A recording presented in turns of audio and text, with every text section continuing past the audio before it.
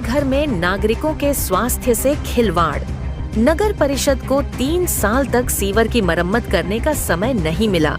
यहाँ नए माहिम मनोर हाईवे पर क्रिस्टल पार्क, सिद्धांत सोसाइटी, दीपमणि बिल्डिंग और राज वैभव बिल्डिंग का सीवेज सीधे सड़क पर आ रहा है।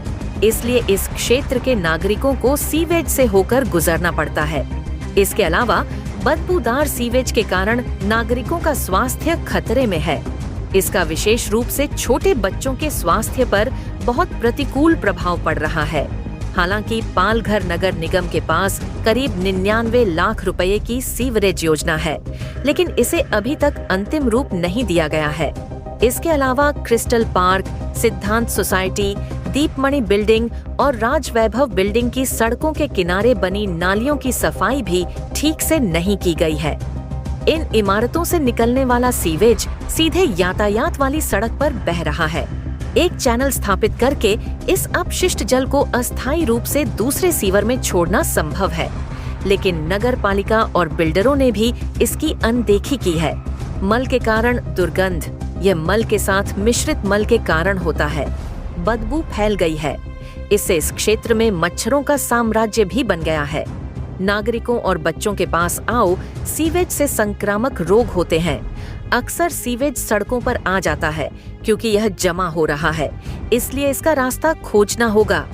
इसके अलावा चूंकि वाहन अक्सर इस सीवेज से गुजरते हैं, इसलिए इसका पानी नागरिकों पर गिरता है।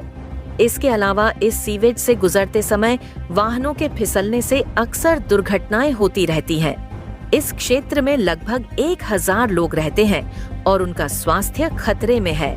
पालघर नगर परिषद ने इस मुद्दे पर गंभीरता से ध्यान नहीं दिया।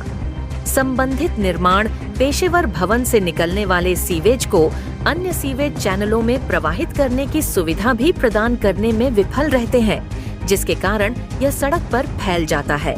इस सीवेज के कारण इस क्षेत्र में महामारी फैलती है, इसलिए इस क्षेत्र के नागरिकों का स्वास्थ्य खतरे में है।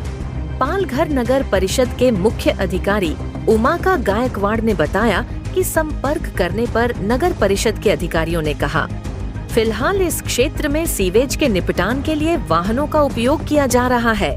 वहाँ कोई ढलान नहीं है।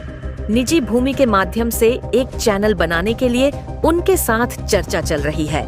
उनकी मंजूरी मिलने के बाद एक स्थायी समाधान निकाला जाएगा।